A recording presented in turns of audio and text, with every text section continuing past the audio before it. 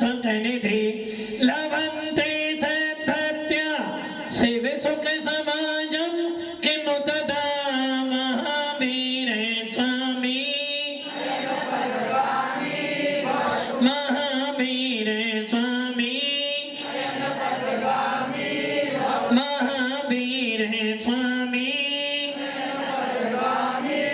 गुरुवः पन्तनो नित्यं ज्ञान दर्शन नाहिका चारित्राणं गंभीरा मोक्ष मार्ग उपदेशिका पंच परमेष्टि भगवान की एकनाथनाथ भगवान की अंतिम संसदपति भगवान महावीर स्वामी की आचार्य श्री कुंद कुंद भगवंत की आचार्य श्री विमल सागर जी महाराज की आचार्य गुरुदेव सनमती सागर जी महाराज की 3 कामे 9 करोड़ मणि राजों की दान दशांगिन मणि माता की जय बोलो दिव्य तपस्वी आचार्य जी सुंदर सागर जी की जय आचार्य संत की जय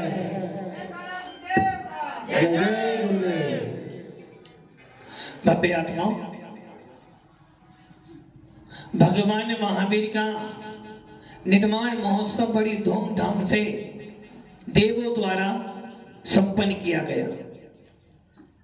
भगवान महावीर के निर्माण महोत्सव के अंदर असंख्यात देवी देवताओं ने आकर भगवान की वीतरागता के गुणों का गुणावाद किया और हम जैसे जीवों ने भी अपने मन वचन काय से उनकी अनुमोदना कर कर अपनी आत्मा के उत्थान करने के लिए प्रयास किया।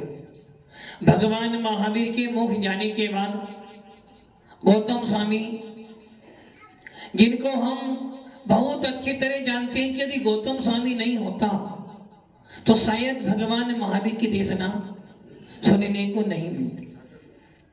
हमारे जैन शासन में सिद्धांत है कि जब भी कोई तीर्थंकर केवल ज्ञान की प्राप्ति करेगा, जब भी कोई तीर्थंकर केवल ज्ञान की प्राप्ति करेगा तो वो स्वभाव से ही 5000 धनुष ऊपर जाएगा और जब वो 5000 ऊपर जाते हैं तो वहां पे सौधर्म इंद्र समूह शरण की रचना करता है और वो समूह शरण देवों द्वारा बना गया है। जो जो अरिहंत होते हैं उनके समोसरण नहीं होते हैं, जो जो तीर्थंकर होते हैं उनके समोसरण जरूर होते हैं। अब वो तीर्थंकर विदेश क्षेत्र वाले हों, एरावत क्षेत्र वाले हों या भरत क्षेत्र वाले हों, जो जो तीर्थंकर पद को लेकर केवल ज्ञान की प्राप्ति करेंगे उनके लिए समोसरण लगाया जाएगा। अब वो तीर्थंकर 5 कल्याणक वाले भी हो सकते हैं, 3 कल्याणक वाले भी हो सकते हैं और 2 कल्याणक वाले भी हो सकते हैं। सबका समोसण लगेगा। किंतु गोमटेक बाहुबली भगवान आर्यंत थे, उनको भी केवल ज्ञान की प्राप्ति हुई, वो भी 5000 धनुष ऊपर जाकर विराजमान हुए, किंतु उनका किसी ने समोसरण नहीं लगाया। समोसरण मात्र तीर्थंकर परमेष्ठी का ही लगता है। हाँ, जब उनको केवल ज्ञान की प्राप्ति हुई तो उनकी गंध कुटी लगाई गई, छोटा समोसरण। जैसे सीएम और डिप्टी सीएम बनता ना, वैसे ही छोटा समोसरण लगाया गया। 12 सभाएं लगी और उन 12 सभाओं में भगवान ने अपना उपदेश दिया। किंतु भगवान महावीर या जो तीर्थंकर होते हैं वो तीनों लोकों में सबसे श्रेष्ठ होते हैं, इसलिए उनके लिए समोसरण लगाया जाता है। और जब समोसरण लगाया जाता है तो समोसरण के अंदर 12 सभाएं, कितनी सभा? 12 सभा। और 12 सभाओं के अंदर 3 गति के जीव आ जाते हैं। नरक गति को छोड़कर शेष 3 गति के जीव वहां पर जाते हैं, अपने अपने योग्य स्थान पर विराजमान हो जाते हैं। और सिद्धांत कहता है कि उस समोसरण का यह अतिशय, समोसरण किसका? वीतराग भगवान का। और जब वीतराग भगवान का समोसरण लगता है तो समोसरण में बैर को बांधने वाले लोग भी होते हैं, लड़ाई करने वाले जीव भी होते हैं, किंतु समोसरण में जाकर आपस में वाद विवाद, बैर को छोड़ते, कुछ लोग तो छोड़ जिनका भेद विज्ञान प्राप्त करने का समय आ गया है, जिनके भावों में निर्मलता आ जाती है, वो तो बैर भाव को छोड़कर सम्यक दर्शन प्राप्त कर लेते हैं। किंतु जो तीर्थंकर के उपदेश सुनने के बाद भी अपने बैर भाव को नहीं छोड़ पाते हैं, समोसन में रहते हैं, उपदेश सुनते हैं किंतु वाद विवाद नहीं करते हैं, ऐसे तीर्थंकरों का जब भी उपदेश खिलेगा, जब भी उनकी दिव्य देशना खिलेगी, सबसे पहले उनके पास कोई ना कोई गंधर्व होना चाहिए। बिना गंधर्व के अभाव में उनका उपदेश नहीं खिल सकता है। इसलिए भगवान महावीर को केवल ज्ञान की प्राप्ति हो जाने के बाद भी 66 दिन का उनका उपदेश नहीं खिला था, क्योंकि उनके समोसर में उनका कोई शिष्य नहीं था। और जैसे ही इंद्रभूति गौतम ने दीक्षा ली, तुरंत अगले दिन ही वीर शासन जयंती। इसका अर्थ क्या हुआ? वीर शासन जयंती अर्थात भगवान महावीर को केवल ज्ञान प्राप्त हो जाने के बाद 66 दिन तक वीर शासन जयंती नहीं बनी। वीर शासन चल रहा है, किंतु वीर शासन होने के बाद भी भगवान का उपदेश नहीं किया। और जैसे ही गौतम स्वामी ने दीक्षा ली, तुरंत भगवान महावीर का उपदेश खुल गया और हमने वीर शासन जयंती बनाना शुरू कर दिया। और जब तक कोई नया तीर्थंकर पैदा ना हो, वीर शासन जयंती चलती चली जाएगी। भव्य आत्माओं, ऐसे गंधर्व प्रविष्टि जो 4 ज्ञान के धारी होते हैं, मति ज्ञान, श्रुत ज्ञान, अब्धि ज्ञान और मने परे ज्ञान। अब सवाल ये है कि गंधर्वों को मने परे ज्ञान होना चाहिए क्या? बिना मना परे ज्ञान के बिना वो उपदेश नहीं झेल सकते? तो आचार्य भगवान कहते हैं, जो कि भगवान की वाणी ओम का रूप खिलती है, भगवान बहुत संक्षिप्त उत्तर देते हैं, किंतु जिनको मने परे ज्ञान होता है, जो गंधर्व प्रमेष्टि, वो मने परे ज्ञान के माध्यम से भगवान के अंदर क्या क्या भरा हुआ वो सारा ज्ञान लेते हैं और उसके बाद गंधर्व प्रमेष्टि उसका विस्तार करते हैं। इसलिए जितने भी गंधर्व प्रविष्टि होते हैं, सबको विपुल मति मन्य परिज्ञान पाया जाता है। इस ज्ञान का मतलब क्या हुआ? दूसरों के मन की छोटी मोटी सरल कठिन हर प्रकार की बातों को जान लेना, चिंतित अर्धचिंतित अचिंतित। जो चिंतन कर रहे हो उसे भी जान लेंगे, जो चिंतन करा था आधा छोड़ दिया उसे भी जानेंगे, और जो चिंतन नहीं किया था उसे भी जान जाएंगे। ऐसा ज्ञान गंधर्व परमेष्टि को होता है, जिसके माध्यम से वो द्वादशांग की रचना करते हैं।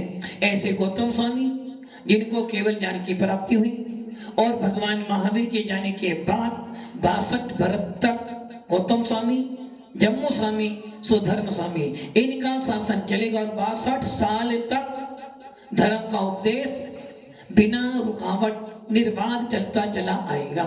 ऐसे जिन शासन में हम सबको उपदेश सुनने का अवसर मिला है, ऐसे जिन शासन में हमको जैन लिखने का अवसर मिला है, और ऐसे जिन शासन में हमें वीतराग भगवान की शरण मिली है, ऐसे वीतराग शासन को पाकर हमें मिथ्यात्म में नहीं पड़ना है। भव्य आत्माओं, भद्रभाऊ स्वामी अंतिम श्रुत केवली थे, और भद्रभाऊ स्वामी श्रुत केवली मतलब संपूर्ण द्वादशांग का ज्ञान, संपूर्ण शास्त्रों का अध्ययन करने वाले। ऐसे अंतिम श्रुत केवली भद्रभाऊ स्वामी के समय में 24,000 साधुओं का काफिला चलता था। अब आप विचार करो, 24,000 साधु कब हुए?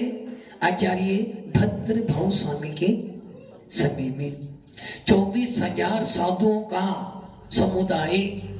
जो लोग ये सोचते हो कि मुनि परंपरा खंडित हो गई, बीच में रुक गई, ये ध्यान रखना, मुनि परंपरा कभी रुक नहीं सकती है। पंचम काल के अंतिम समय तक मुनि परंपरा चलती आई और चलती चली। इतना हो सकता है कि कभी किसी प्रांत में ज्यादा मुनि, किसी में कम। कभी किसी गांव में मुनि हो गए, किसी गांव में मुनि नहीं हुए। इतना हो सकता है कि मुनि राज मंदिरों में रहे, धर्मशालाओं में रहे, ताकि भवनों में रहे, कि तो मुनि मुद्रा का भाव कभी ना तो हुआ था और ना कभी होगा। जब तक मुनि मुद्रा है तब तक आपका धर्म जीवित है, और जब तक धर्म जीवित है तब तक तुम्हारे घरों में अग्नि जलती चली आएगी।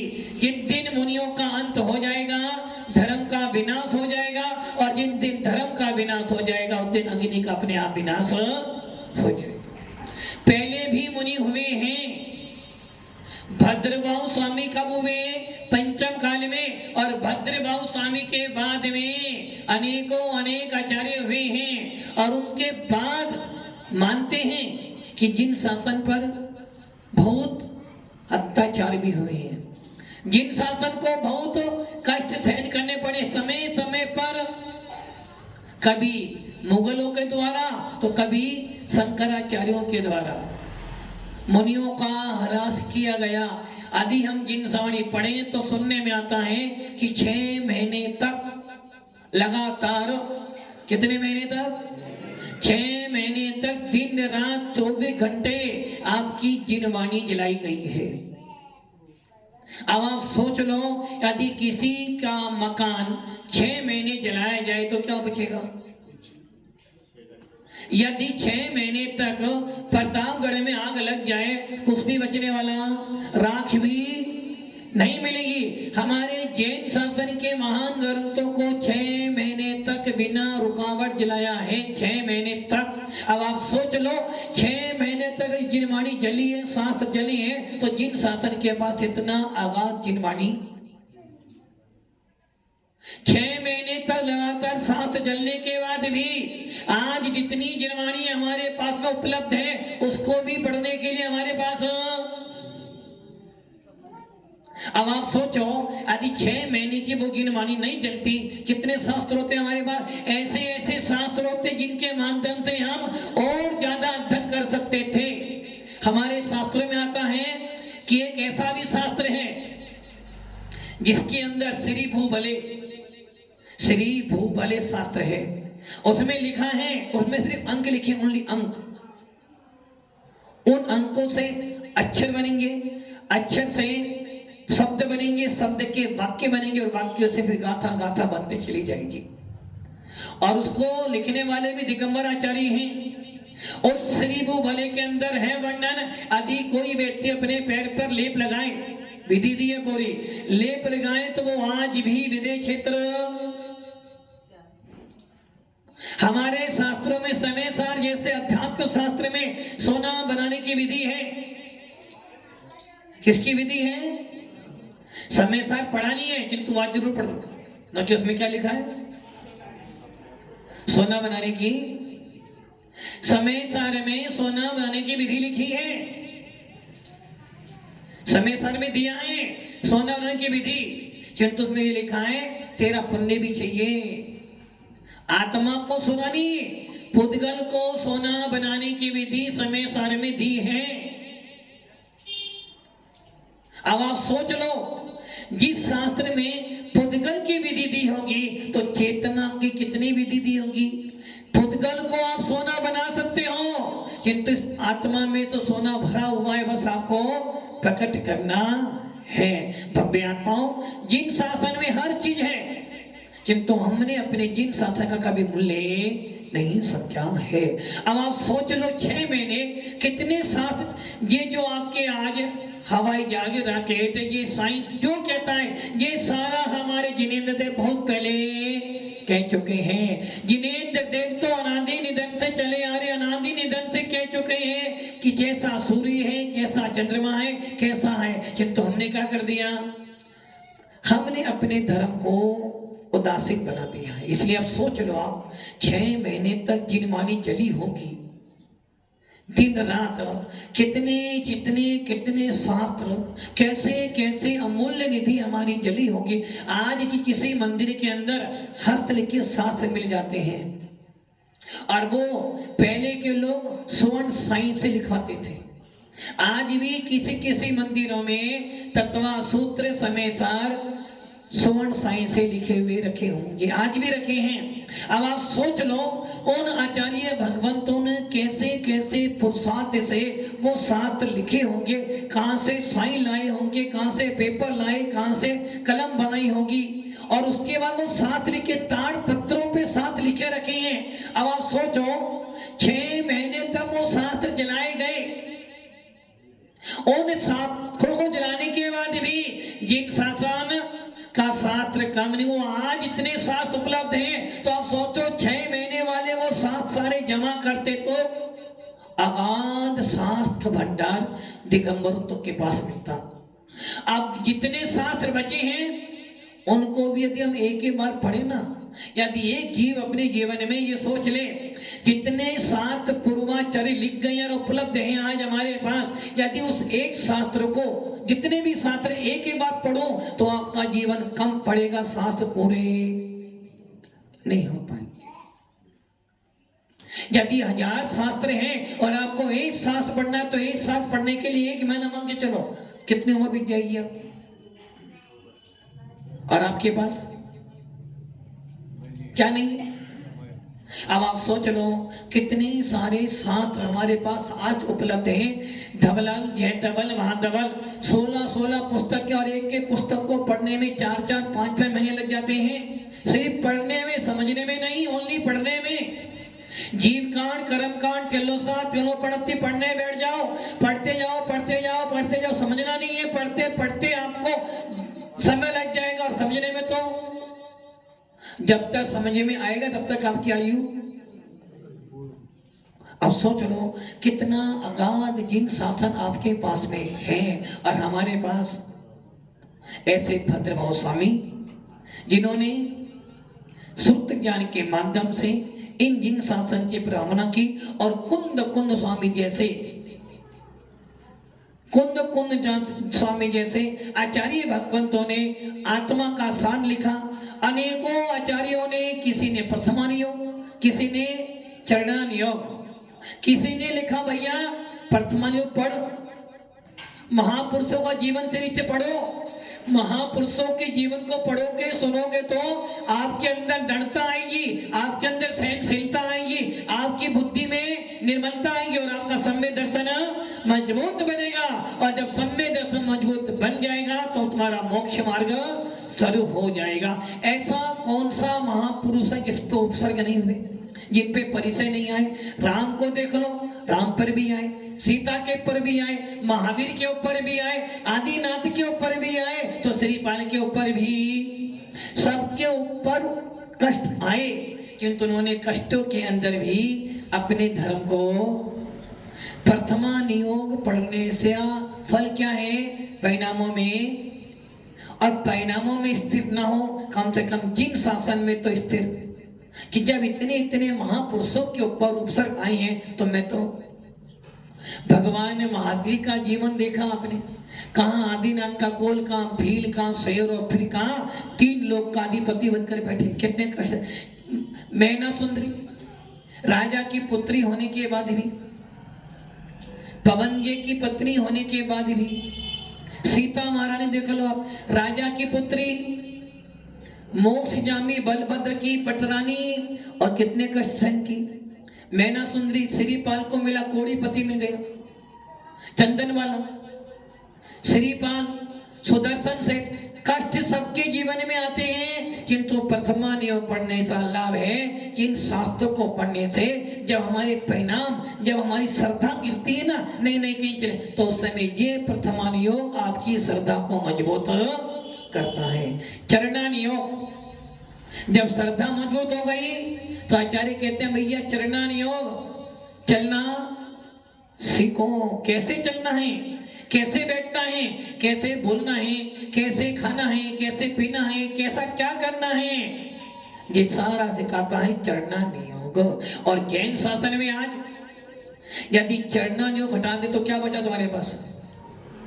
श्रद्धा आपकी आप जानते हो, सिद्धांत आप जानते हो, सिद्धांत अलमारी में रखा है, किंतु चरणचर्या, आज पूरे विश्व में सबसे पहले दिखती है जैन चर्या, और जब कोई जैन साधु की चर्या देखते हो तो अपने आप लगता है कि हाँ साधु में आदि साधु की चर्या व्यवस्थित है, तो वो साधु अपनी चर्या से पूरे जिन शासन को चमका देता है। ऐसी वो चरणान योग में मुनियों की चर्या कि मुनि किस प्रकार चर्या करते हैं, श्रावक किस प्रकार चर्या करता है, वो वर्णन है चरणान योग में। इसको पढ़ने से व्रतों के प्रति, संयम के प्रति, मुनियों के प्रति हमारे भाव स्थिर होते हैं और मन में आता कि अपने को भी ऐसा करना चाहिए।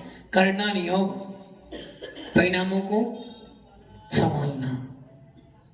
आप इस कर्म से फल ये मिलता है, इस कर्म की वजह से ये मिलता है, ऐसा करोगे तो ऐसा मिलेगा, वैसा करोगे तो किसी के दूसरे के करने से फल नहीं मिलेगा।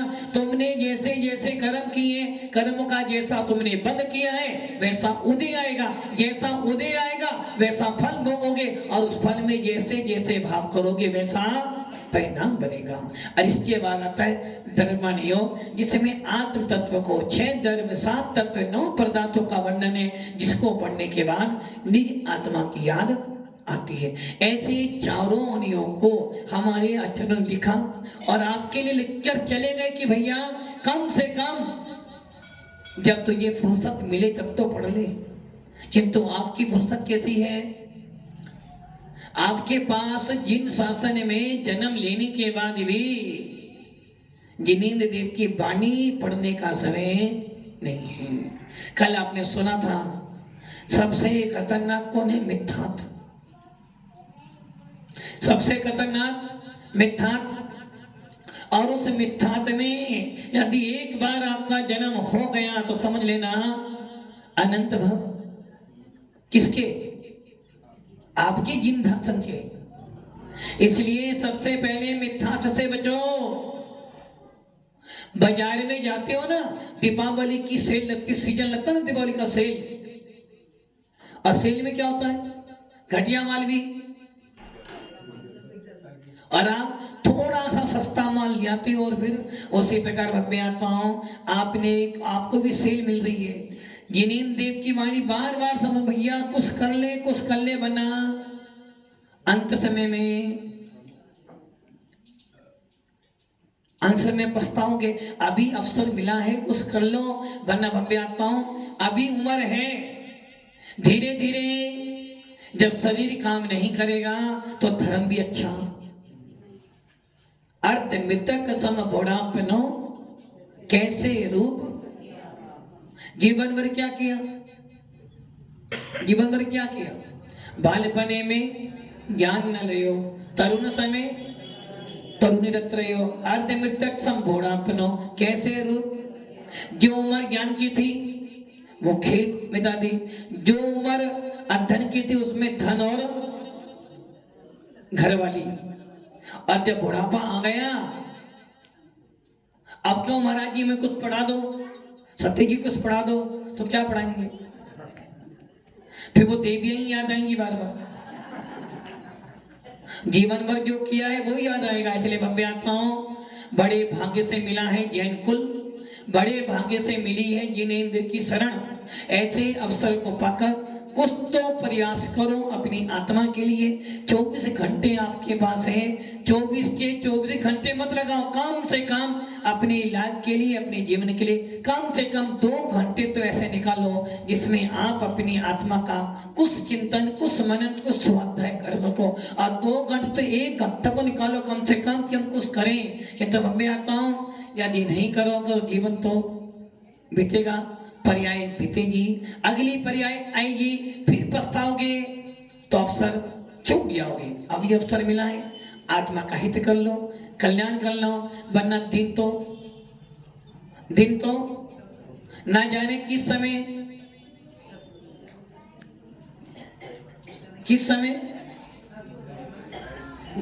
बुलावा आ जाए, जाना पड़ जाए।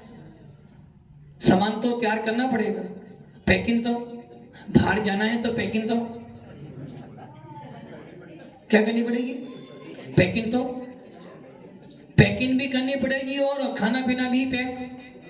बुलावा तो कभी भी आ सकता है, तो अपनी अपनी पैकिंग कर लो, बुलावा कर भी सबको जाना है, आपको भी जाना है और हमें भी जाना ही। तो पैकिंग करके रखो, ना जाने किस समय बुलावा। अब तुम सोचो बुलावा आएगा फिर पैकिंग करूंगा मैं, तो क्या होगा? पहले आग लगे फिर कुआं, आग लगने लगे उससे पहले कुआं खोद लो। यदि आग लगने से पहले कुआं खोद के रखोगे तो समय पर पानी काम आएगा, और जब आग लग जाए फिर कुआं खोदोगे तो। इसलिए अपनी पैकिंग कर लो, ना जाने किस समय बुलावा आ जाए, और बुलावा आने के बाद पैकिंग करोगे तो समय मिलने वाला। इसलिए भव्य आत्माओं, मोक्ष मार्ग मिला है, इस मोक्ष मार्ग की तैयारी करें और अपनी आत्मा का हित करें। ओम नमः सिद्धे।